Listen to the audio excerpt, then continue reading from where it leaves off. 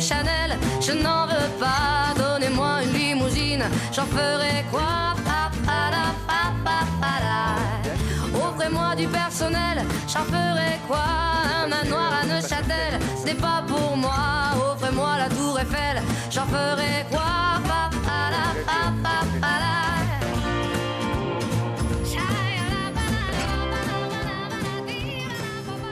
Je veux de l'amour, de la joie, de la bonne humeur. Ah, je suis prêt. Pardon. 1, 2, 3, feu, partez. Le roi Jean. Bonjour Jean, c'est un bonheur de te voir ici sur ce Mais moi pupitre aussi, que je tu t'aime connais bien. C'était ta 4e remontée de Chenal. Tu l'as irradié de bonheur, de ton soulagement, d'avoir amené un nouveau bateau dans ce Chenal des Sables. Tu nous as dit qu'il avait vraiment été particulier, ce Vendée Globe, cette remontée, elle a une saveur très spéciale pour toi. Ouais, parce que j'ai connu pas mal de trucs assez difficiles dans ma vie. Mais là j'ai connu l'insoutenable. Et en fait, l'insoutenable, on y arrive, quoi. On y arrive quand même, quoi. On y arrive. En 2008, C'est toujours incroyable, l'être humain, comment il réussit à faire des choses que tu dis, c'est pas possible, quoi. Et que je sois là aujourd'hui, c'est un miracle, quoi. C'est tout simplement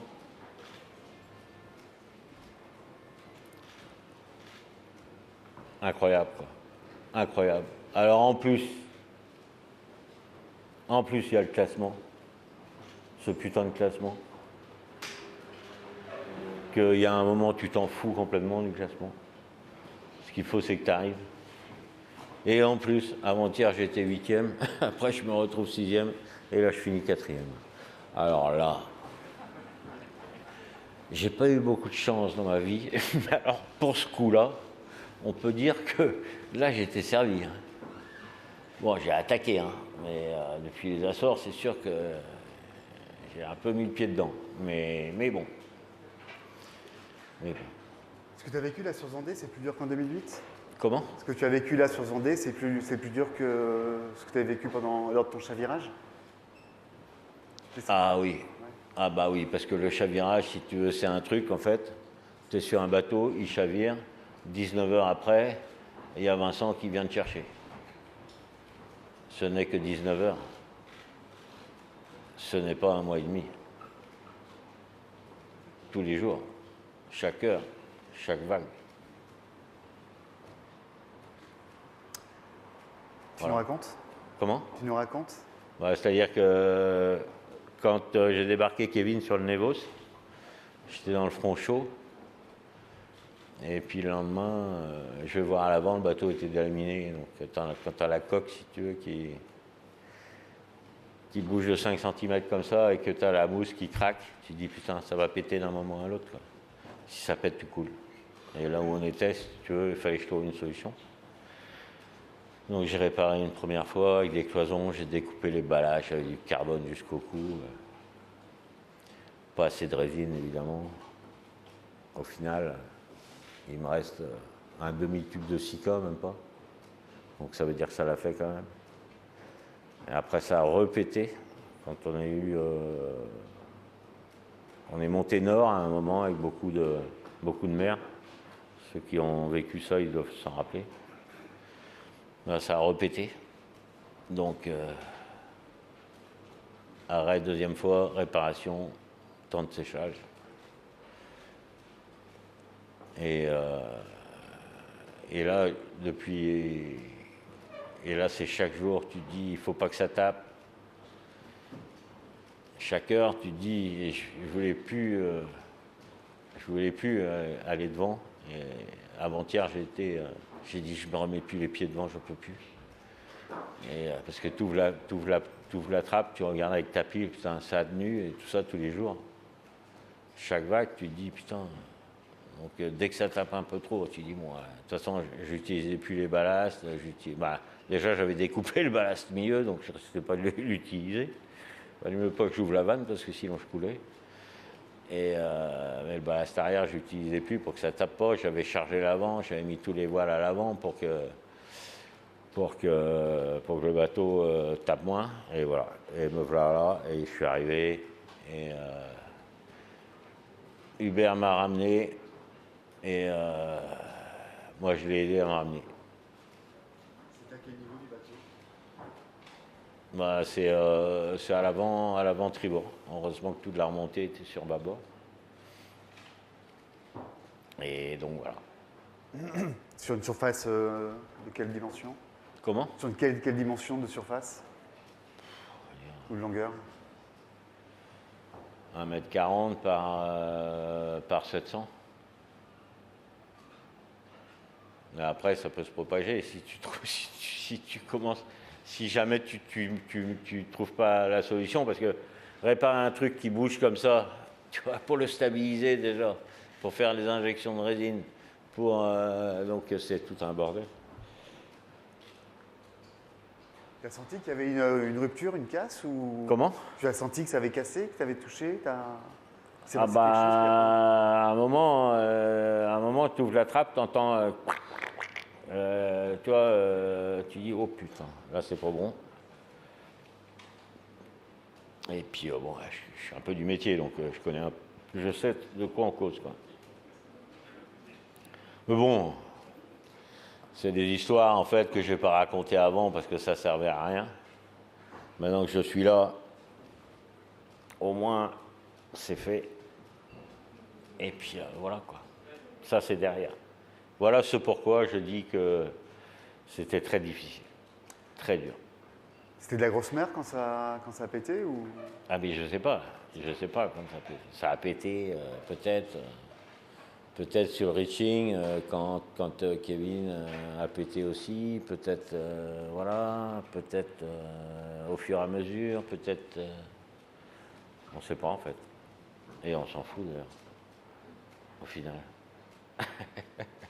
On s'en fout parce que tu es là. On va faire passer le micro dans la salle. Voilà, attendez juste s'il vous plaît. Mais bon, on va pas quand même faire une conférence de presse sur ça. Oh non, on va te faire confiance pour changer l'atmosphère d'ici peu de temps. Ce serait dommage. Ce grand talent. Hein? Parce qu'il est d'un monte à l'autre. Déjà, on va te faire confiance pour que tu nous racontes d'autres palettes de ton Vendée Globe. Est-ce que vous avez un micro à proposer à la presse, s'il vous plaît? Merci.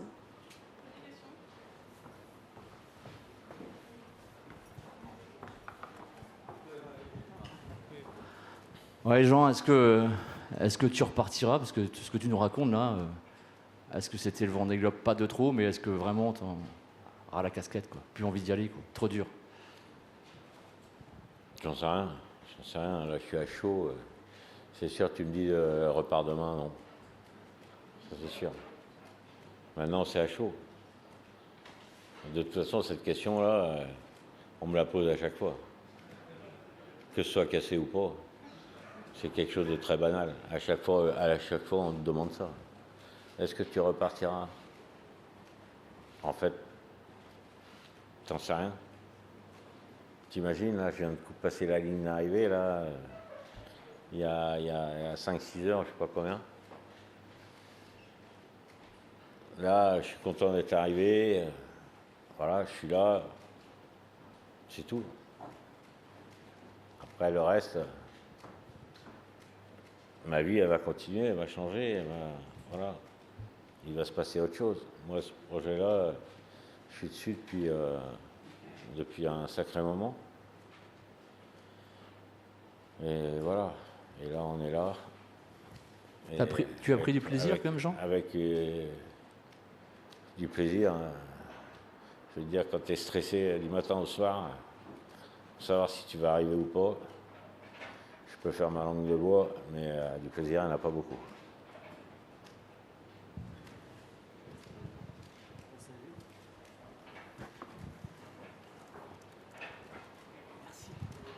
Bonsoir Jean et ravi de t'avoir. Tu as dit tout à l'heure que la 4e place, c'est la place du con. Alors je voulais savoir si le con, après les grosses difficultés qu'il vient de vivre, il éprouve un sentiment de fierté. Ouais, parce que les places du con, je veux dire qu'on en a fait un paquet au Figaro. Parce que quand tu gagnes 3 Figaro, si tu veux des places de con, on t'en a fait un paquet. Donc forcément, place de con, 2 t'as pas gagné, 4 t'es pas sur le podium. Bon, c'est pour ça que j'aime bien le 1, le 3, le 5, et puis le 8, je sais pas pourquoi. Et donc j'étais 8, donc finalement j'étais bien à 8. Bon. Et les choses ont fait que bon, je finis 4 à la place du con. Donc en fait, ce que j'ai fait, c'est que j'ai soulagé l'éventuel con qui aurait pu être à ma place.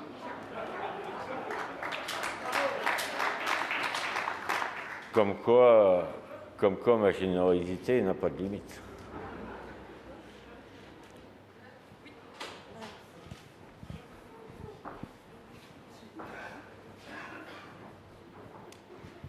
Oui, Jean, qu'est-ce qui t'a poussé finalement? Tu nous as dit qu'à 2 reprises, tu avais pensé à l'abandon. Qu'est-ce qui finalement t'a poussé à continuer? Parce que j'ai vu que ma première préparation marchait. Donc voilà, ça tenait. Puis après, ça a pété au milieu du Pacifique. Donc là, tu n'as plus qu'à aller au Cap Horn, essayer tout au moins. Et il se fait que quand on est passé au Cap Horn, il y avait 45-50 nœuds. Et que moi, je ne voulais pas aller sur le plateau continental, donc je ne voulais pas approcher le cap, ça c'est sûr. Donc je suis passé à 100 000. Et puis après, il y a eu des conditions de rêve. Là, effectivement, il y avait du plaisir, parce qu'après le Cap Horn, il y a eu quand même... tu as vraiment des conditions de rêve que tu rêves, quoi. Pendant 3 semaines, tu rêves d'un truc, et puis là, tu l'as. Et là, tu remontes nord, au fur et à mesure. Et puis après, tu te dis, quitte à être dans un radeau de survie, je préfère qu'il fasse chaud. Donc chaque jour, tu regardes la température de l'eau et tu te dis, bon, finalement, maintenant, c'est gagné, au moins, j'aurai pas froid dans mon radeau. Et puis après. Parce qu'il vaut mieux quand même être dans son radeau dans les Alizés que par 50 et quelques sud.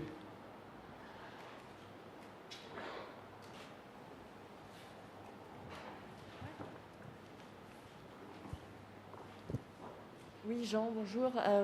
Tu dis que tu n'as pas pris beaucoup de plaisir. Il y a beaucoup de skippers aussi qui disent que cette édition était difficile. Toi, tu en es à ton 5e Vendée Globe. Qu'est-ce qui te pousse à repartir à chaque fois, à chaque édition? Parce qu'il y a... Là, je parlais par exemple, si tu veux, de...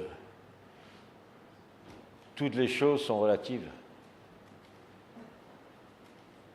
Quand par exemple, tu es dans le sud, tu vois, et que tu as froid, machin, et que tu as tous ces emmerdes-là, et que par exemple, tu remontes sur de la mer plate et tout, et que là c'est le rêve, c'est des extrêmes. C'est des choses qui sont inatteignables au quotidien. C'est-à-dire que c'est pour ça que j'ai fait c'est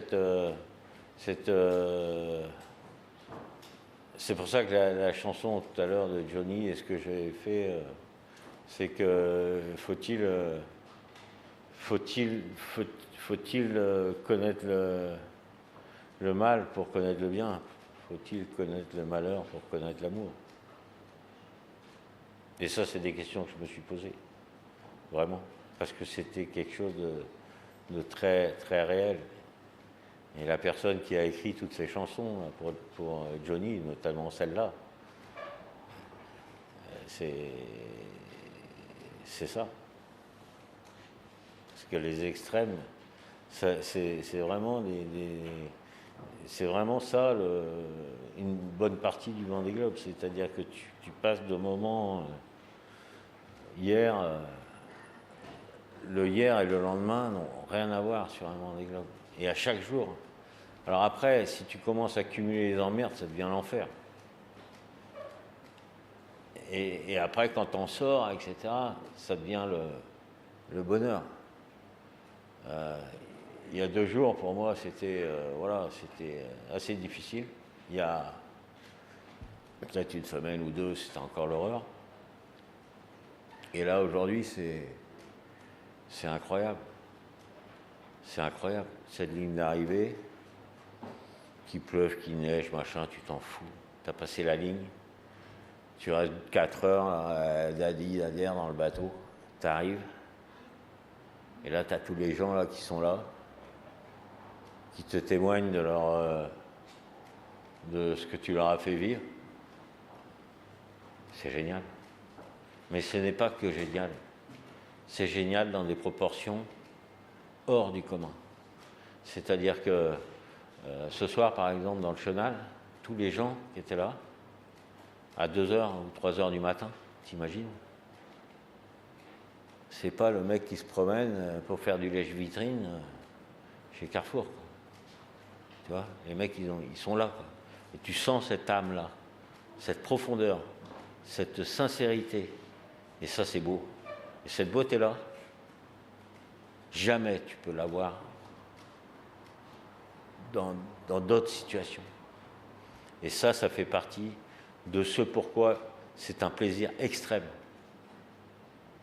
Et ces moments extrêmes-là, à la fois d'un côté où tu es capable d'aller, où tu te dis comment j'arrive à faire ça, et de l'autre côté, la satisfaction sans limite.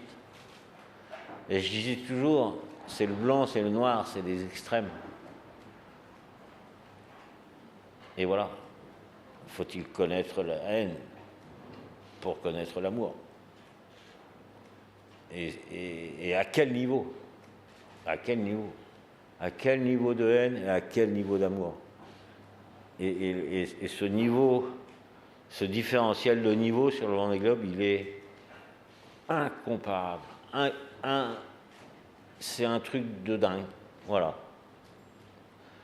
Et moi, ces extrêmes-là, je peux vous dire que sur ce Vendée Globe, putain, je viens de très bas et je monte très haut.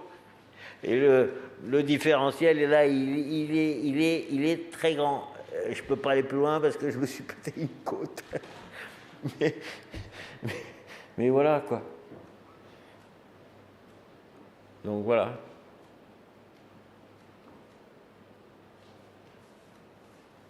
Je ne sais pas si je me suis bien fait comprendre.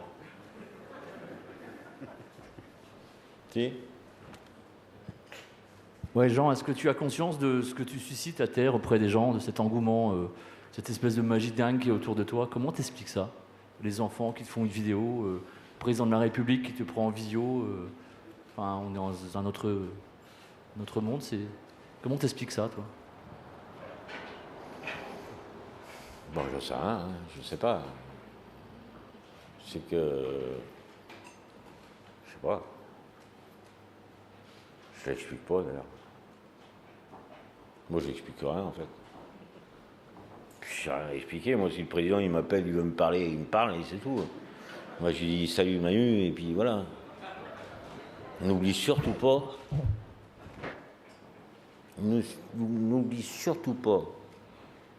que trop dire fait rire, et bien faire fait taire.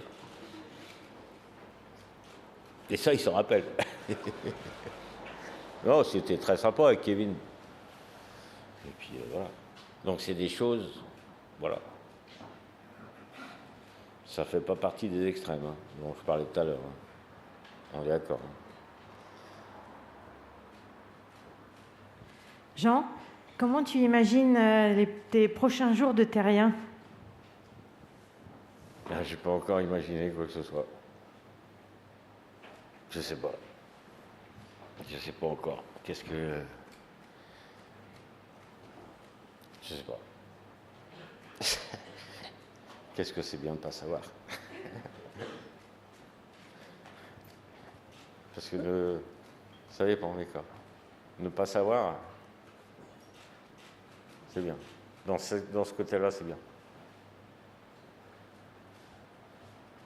Jean, tu as tendance à beaucoup t'épancher. Pourquoi t'as pas raconté tout ça? Parce que si tu veux raconter ce genre de choses, ça aurait forcément suscité des polémiques. Et pourquoi? Alors, cas de figure, je reste au milieu. Et pourquoi il ne s'est pas arrêté? Et pourquoi ceci? Et pourquoi cela? Et tati, et ta terre. Donc j'ai dit, bon, attends. J'ai dit, tu fermes ta gueule, soit tu restes au milieu, soit tu arrives. Et point. Donc, et si tu veux, ça ne concernait pas le reste du monde. Donc, ça n'a aucunement entravé, tu vois,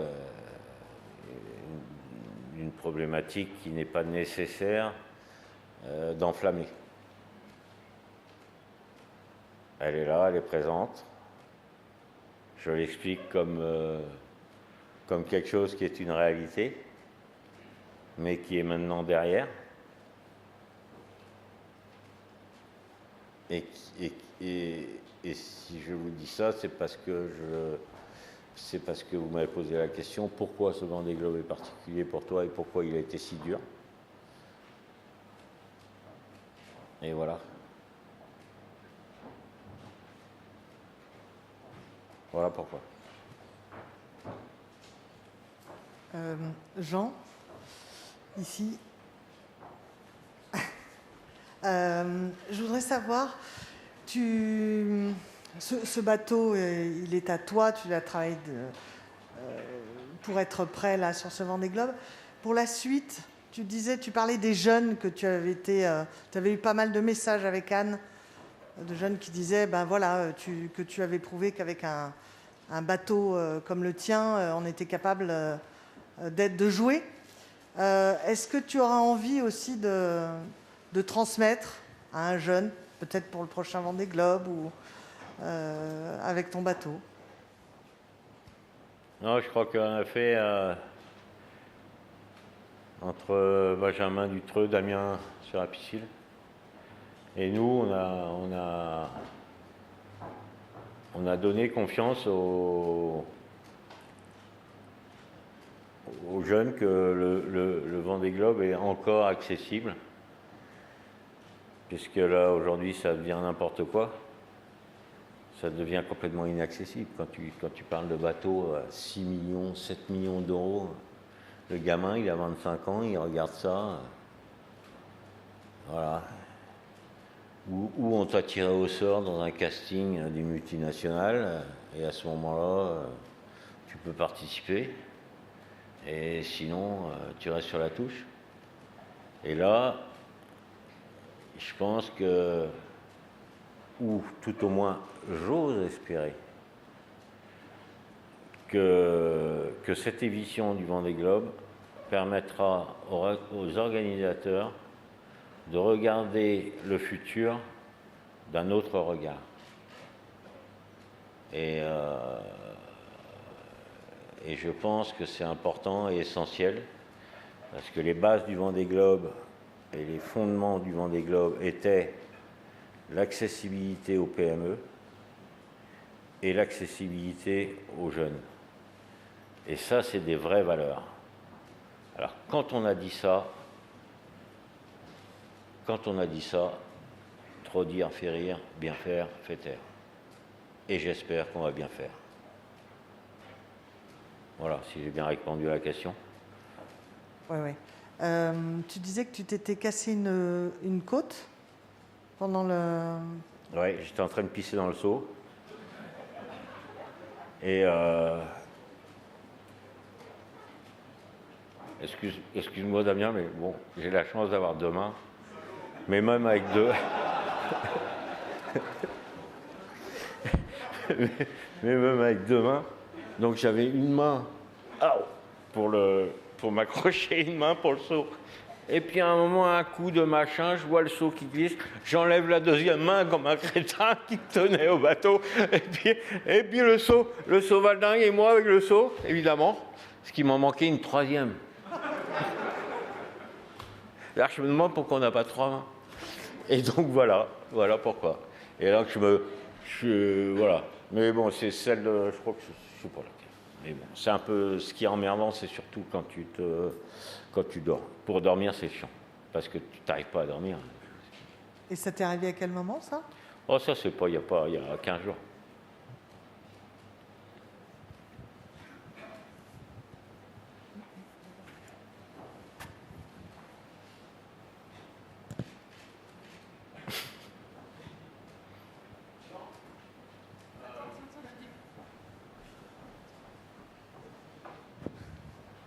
Tu as beaucoup parlé des foilers encore hier soir, en disant que ces bateaux n'étaient pas forcément adaptés au Vendée Globe. Néanmoins, ce sont quand même des foilers qui sont devant. C'est un foiler qui est premier sur la ligne et un autre foiler qui remporte le Vendée Globe. Est-ce que ta position elle a un peu évolué ou pas du tout, et que tu considères que ces bateaux-là ne sont définitivement pas faits pour le Vendée Globe? Je pense qu'on n'est pas... Je pense que... T'imagines qu'ils n'ont même pas mis 24 heures, un bateau de 2007. Il y a un moment, si tu veux, il faut se poser des questions. Donc les deux plus gros budgets de la course, qui étaient Charal, étaient out au départ. Après, tu as Hugo Boss, qui étaient les deux leaders absolus, avec des budgets qui font peur, même aux anciens. Alors les jeunes, ils sont complètement effrayés. Paf, ils rentrent à la maison. Je sais pas. Kevin qui casse en deux. Avec une inversion négative de foil, il y a des chances. Alors forcément, un foil qui va pas vite, c'est pas très dangereux. Pour une Formule 1, tu l'as fait marcher à 60 à l'heure, avec ma 4L, pas de souci. T'as regardé les vitesses? Quand ils vont plus de 20 nœuds, c'est le miracle. Hein. Nous, on fait 19,5. Moi, on me parlait de 30 nœuds, 28 nœuds, machin. Ça, c'est la réalité, quoi. Forcément, la réalité... Mais ça, c'est des chiffres, quoi. Je veux dire, moi, je suis bête et con. Hein. Ça fait... Les journalistes qui aiment bien les pourcentages, ça fait quoi 23 heures sur 80 jours, en pourcentage. Donc, je sais pas. Je sais pas. Moi, j'ai pas... Ce que je sais, si tu veux, c'est que... C'est pas foiler, pas foiler, on s'en fout. C'est les valeurs essentielles qu'il faut descendre. C'est l'accessibilité aux PME, c'est d'avoir des choses raisonnables, c'est de donner de l'espoir aux jeunes, ça c'est des valeurs. Après les détails, les morceaux de carbone, les trucs, les machins, on s'en fout. On adapte les choses aux choses. Mais là on est dans un truc de malade, quoi. Les bateaux, ils vont à 30 nœuds. Voilà, entre Belle-Île et Quiberon. Mais dans le sud, mais oui, dans le sud, si tu veux, je croise Damien, on se chope à la VHF, tu sais, quand on s'est croisés, là. Toi, tu étais avec Boris, hein.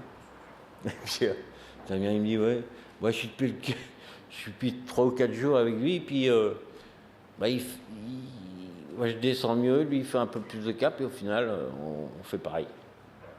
De toute façon, si on faisait pas pareil, sur 80 jours, il n'y aurait pas 24 heures d'écart. Ou alors, bon, c'est vrai que j'ai une formation, et j'ai pas une formation littéraire, mais mathématicienne. Mais enfin bon, je pense que même un littéraire pourrait comprendre. Ouais, Jean, tu dis ça, mais à une époque, tu avais des bateaux, des multicocorma qui étaient des bateaux parmi les plus chers, tu avais des IMOCA qui étaient parmi les bateaux les plus développés qui coûtaient le plus cher. Le discours, il a évolué au fil de temps aussi. Ouais, bah alors moi, vas-y, raconte-moi la fin.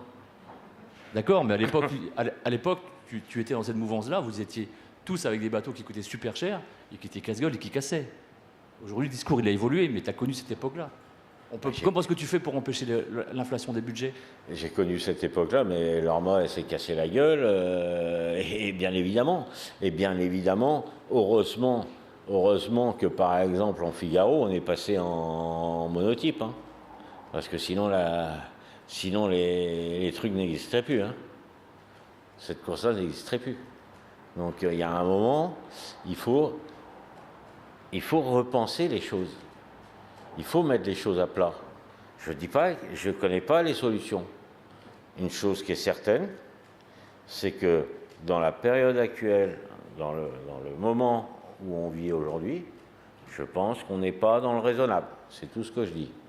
Alors si on n'est pas dans le raisonnable, on est dans le déraisonnable. Peut-être pas. Mais moi, c'est mon impression. Troisième paire de foils, V1, V2, V3. Combien la paire? 500.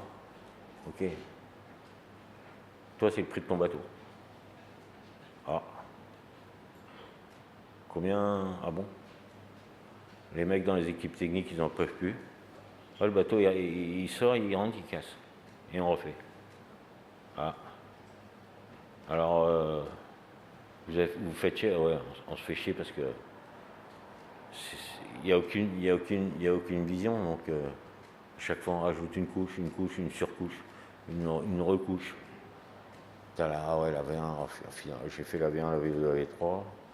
Bon, finalement, la V1, elle était mieux que la V3. Bon, je vais prendre la V1. Bon, vous me changerez ma paire de feuilles, s'il vous plaît. Ok. D'accord. Bon. C'est une... je ne sais pas si c'est ça qu'il faut faire. J'ai pas l'impression. Tout au moins. Peut-être que si, mais j'ai pas l'impression. Je pense qu'il faut... Voilà. Moi, j'ai pas de solution, mais je pense que, encore une fois, en mettant les choses à plat, on arrivera à trouver au moins des choses intéressantes à faire pour le futur. C'est sûr que si on se pose pas de questions et que tout va bien, bon, ok, mais je suis pas sûr. Honnêtement, je suis pas sûr. Et le constat est là, quand même. Parce que reprenez tout ce qu'on est là, il y a 3 mois avant le départ. Faisons la photo de notre esprit, de notre vision de la flotte qui était là. En étant honnête avec soi-même. Et regardons 3 mois plus tard, aujourd'hui, qui sont des moments extraordinaires, si on n'est pas capable de profiter de ce différentiel de changement de ce que tu as dans la tête de hier à aujourd'hui, et que tu n'en tires pas des conséquences, je pense que là, il faut se poser des questions. Enfin, moi, je m'en pose toujours. Hein. Je m'en pose pas comme ça, tati à terre, quoi. Je dis, mais c'est pas possible, quoi. Si c'est pas possible. Un jour, il y a 4 ans, avec mon bateau, là, il y a 4 ans, j'ai mis le temps du premier. Et là, j'ai dû mettre un jour de plus. J'ai mis 80 jours et les brouettes, il y a 4 ans. Non, Oui, non, mais je veux dire, on est tellement dans le grotesque, tu vois, qu'on ne va pas pignoler sur un jour. Parce que normalement, Hugo Boss devait faire 69 jours. Ah. Comment?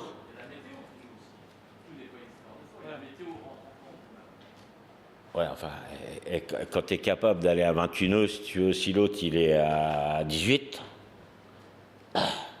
les trous de souris sont faciles à trouver. Hein. Tu te prends un front chaud, l'autre, tu lui as foutu l'autre différentiel. Il faut qu'il y ait un réel différentiel. Plus tu vas vite, la vitesse, ça rend intelligent. Hein. Ça, c'est certain.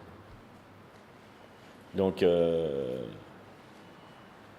la météo, c'est une chose. Mais par exemple, nous, on a eu la même météo qu'eux. Enfin, les bateaux à dérive ont eu la même météo, quasiment. Donc là, enfin bon, alors je vais pas, voilà, moi je dis, réfléchissons, voilà. Après, voilà.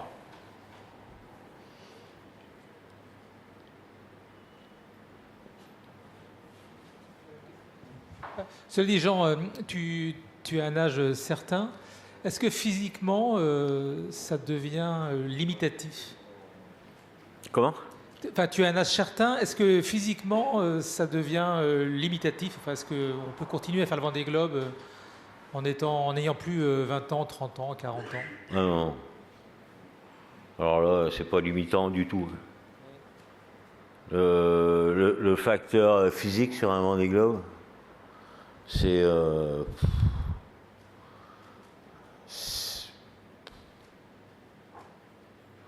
voilà, tu vas tourner une manivelle un petit peu moins vite. Mais il vaut mieux que tu saches que tu es au bout de ta manivelle plutôt que ça tourner trop vite. Donc non, c'est pas limitant. Tu as rendu un bel hommage à Isabelle Joschke. Est-ce qu'il y a des marins qui t'ont, à l'instar d'Isabelle, qui t'ont vraiment enthousiasmé sur ce Vendée Globe? Des vraies découvertes, des vraies révélations? Ouais. Ah bah oui. Il y a déjà... Il y a Benjamin Dutreux. Tu ne peux pas, si tu veux... moi j'ai fait, je sais pas combien de... On s'est fricoté ensemble pendant des jours et des jours. Et puis évidemment, il y a Damien. Parce que, avec tout ça, on a quand même le vieux con, l'handicapé et le branleur. Donc, il y a un moment, si tu veux, les jeunes coqs propres sur eux avec des millions... nous, on est le branleur, l'handicapé et le vieux con. Alors, avec ça, putain, on a intérêt à sticker les godasses.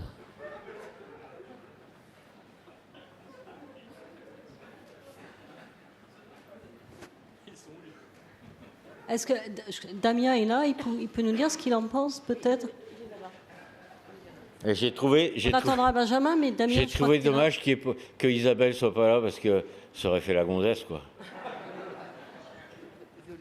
Ouais, est-ce que Damien peut nous répondre à la boutade de Jean? Je vais faire l'handicapé, alors il fait vieux con. Oui, je sais pas ce que... Moi, je peux compléter ce que disait Jean. Hein. C'est sûr que ce Vendée Globe, il était exceptionnel. Et Jean, j'en profite, hein, c'est ce que je te disais tout à l'heure. Mais voilà, si j'en suis là aujourd'hui, c'est grâce à toi. Et voilà, ça n'a pas de prix. Je veux dire, je pourrais te dire merci tous les jours, ça ne vaudra pas ce que tu m'as apporté. Et voilà, c'était un truc incroyable à partager avec toi pendant ces 3 ans avant le Vendée. Et puis, il n'y a pas un seul jour sur cette course où je n'ai pas pensé à toi, où je n'ai pas regardé ta position, où je ne me suis pas inquiété pour toi aussi. Quand je voyais que tu avais des soucis, ça je le savais. Tu m'as dit des choses à la VHF que tu ne disais pas aux autres, certainement. Mais voilà, donc c'était extraordinaire. Et voilà, j'ai simplement envie de te dire merci parce que quand j'ai eu ce rêve de faire le Vendée, forcément, moi aussi, je rêvais à des bateaux avec des feuilles, à des millions et tout ça. Et puis tu as su me faire regarder l'essentiel. Et l'essentiel, c'est avant tout un bateau qui flotte, un bateau qui arrive. Et ça fait toute la différence parce qu'il y en a qui ont des millions mais qui sont chez eux à la maison. Et nous, on est à l'arrivée. On est là pour fêter ça. Donc c'est génial. C'est ça. Merci Damien.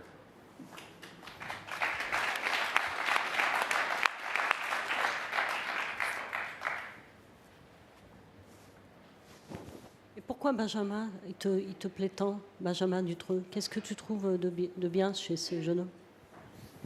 Ah bah, il est dessus, hein. Parce que d'abord, ce bateau-là, si tu veux, il l'a récupéré. C'est un des meilleurs phares, c'est une des meilleures carènes de chez Phare. C'est la carène la plus étroite qui a été faite à l'époque et qui était un excellent bateau. Et que Bilou a bien connu d'ailleurs, et d'autres, et d'ailleurs Jojo aussi, hein, quand il s'appelait Biti. Et parce que je trouve que, putain, il est bon, quoi, tu vois. Dans les options, dans la vitesse, avec ce qu'il a, il fait super bien avec ce qu'il a, quoi. Il sait aller vite au bon endroit, il est intelligent dans sa stratégie, il est... voilà, et c'était... non, c'est... Celui-là, c'est un bon, c'est sûr. Pas de doute là-dessus. Parce que je l'ai côtoyé quand même de long en large et de large en haut. Hein. Je sais pas si tu te rappelles, à la descente, on était souvent un peu serré-collé. Hein. Donc, après, dans le sud, pareil. Et puis, voilà, après, là, quand je me suis arrêté, là, puis mon J2, quand je me suis arrêté, là, qu'il y avait trop de mer, et puis le J2 que j'ai dû enlever. Là, il m'a distancé, après je l'ai rattrapé. Moi, je pensais que Damien, c'était inatteignable il y a une semaine. Et donc, moi, c'était arrivé devant Benjamin, quoi. Donc, forcément, on a une histoire, forcément. Voilà. Pourquoi? Elle te plaît, la victoire de Yannick Bestaven? Avec un budget raisonnable, avec des foils aussi? Je suis très content. Oui. Bah oui, parce qu'il a fait une super course. Il a quand même fait une super course. Dans le sud, il a promené tout le monde. Sur la fin du sud, il était comme chez lui, quoi. Il n'y avait plus personne. Hein. Les autres, ils n'existaient pas. Après, il a eu ses problèmes. Hein. Il y avait course gagnée. Hein. Il a eu ses problèmes. Et au final, il gagne le Vendée Globe. Bon, moi, je dis que c'est bien. C'est une belle histoire. C'est beau. C'est méritant. C'est chouette. C'est chouette, tartiflette. Bah ouais. Tu trouves pas, toi? Jean, tu as eu des trajectoires, comme d'habitude, très tendues.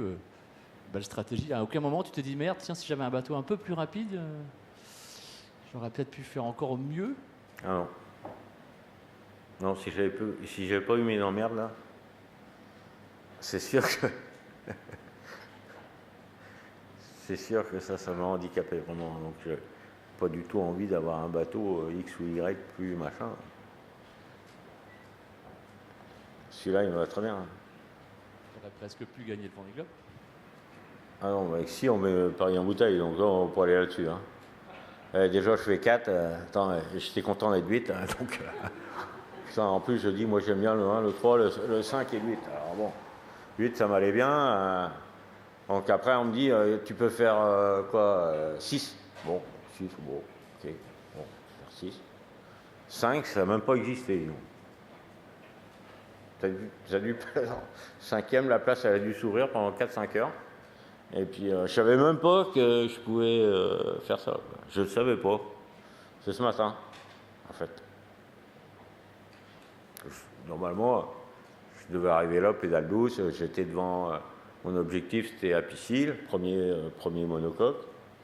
À la limite, l'autre foiler, je m'en foutais. Donc, je dis, bon, je rentre tranquille. Et puis là, il me dit, mais tu sais que tu peux arriver devant Boris Herman. Boris Herman, il a à peine d'âge devant, tu vois. Et en fait, ça s'est réduit comme peau de chagrin, j'ai l'impression. Je n'ai pas tout suivi, hein. On ne peut pas tout suivre non plus. Hein. Et donc, du coup, je dis, bon, allez, on remet le couvert. Parce que tu sais pourquoi que je suis à fond depuis 2-3 jours? Parce que la marée, je savais que je pouvais rentrer à 19h. Donc tout le boulot que j'ai fait pour la marée, ça a niqué Boris Herman et, et le bateau bleu. Et c'est la marée des Sables d'Olonne. Comme quoi, il y a des trucs. Et j'étais là, putain, je faisais des routages, ouais. Je serai à 19h30, je vais peut-être gagner, je vais peut-être me faire 95%. Ouais, alors j'étais là avec mon routage à 95%. Putain, j'y arrive pas, putain. Ça, je gagne une demi-heure sur 2 jours. Et au final, je fais 4. Comme quoi, les histoires, elles sont incroyables. Il y a des histoires partout, comme ça.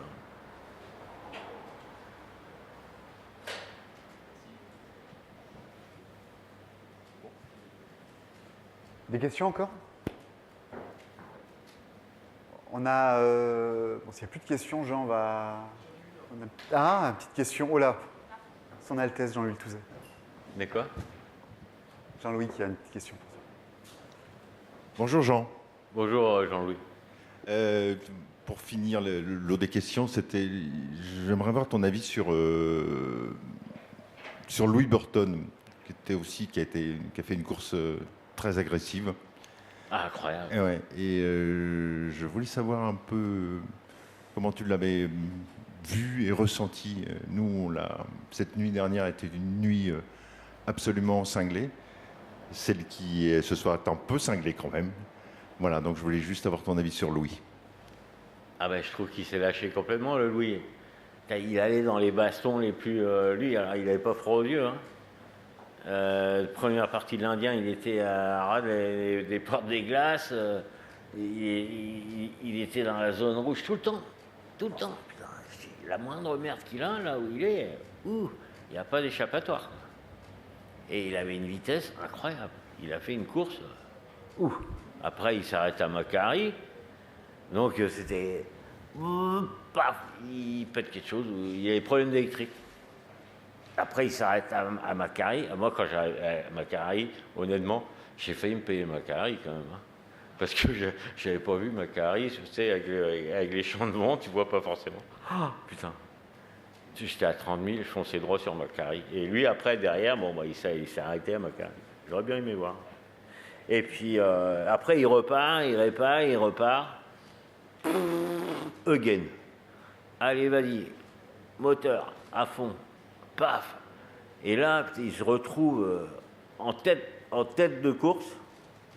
Ce que j'ai pas compris, c'est comment, à 24 heures de l'arrivée, tu peux te mettre en travers de la route et essayer de baiser l'autre.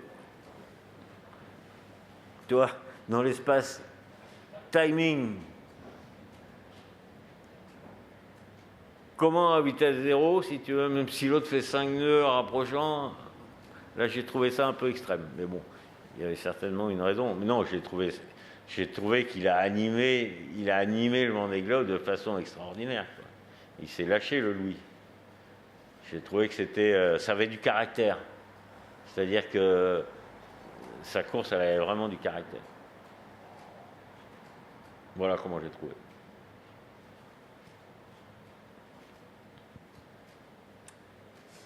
Merci Jean. On a un confrère de la baie de Morlaix ou d'Ille-et-Vilaine qui a dit que tu avais beaucoup marqué notamment les enfants. Une école de Castétarbes qui a bien bossé pour toi et on te propose de découvrir ce petit moment.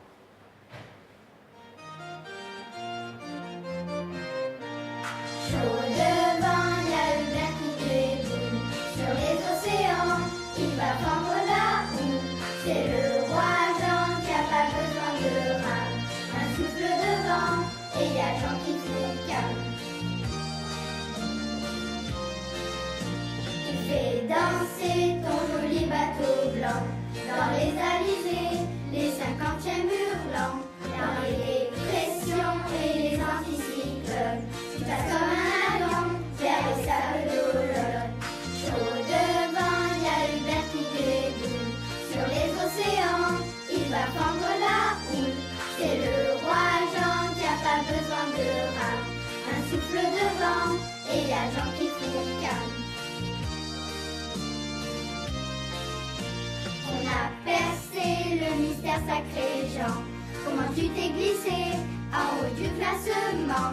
Y a pas que le code 0 et puis le Grand Génac. Y a aussi les rivaux et le château Ténac. Chaud devant, y a les verts qui déboulent. Sur les océans, il va fendre la houle. C'est le roi Jean qui a pas besoin de rame. Un souffle de vent et y a Jean qui fout calme. Tu passes une nuit dans l'Indien à chercher le radeau confetti de Kevin Escoffier. Quand tu le hisses à bord, enfin c'était gagné. Les albatros alors se sont mis à pleurer. Chaud devant, Hubert va arriver. Écoute comment le cheval va chanter. Chaud devant, il est temps qu'on acclame l'arrivée du roi Jean en chantant Yes We Can.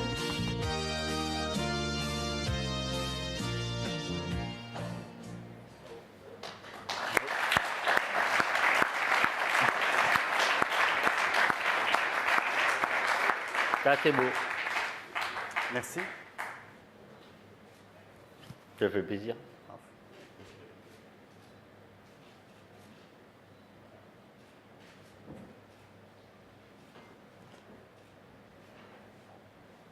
Merci Jean. Bah, merci à vous.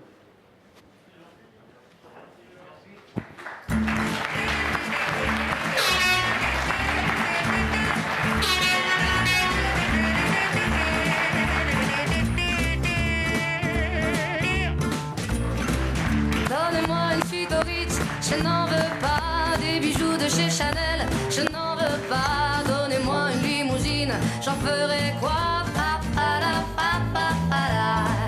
Offrez-moi du personnel, j'en ferai quoi? Un manoir à Neuchâtel, ce n'est pas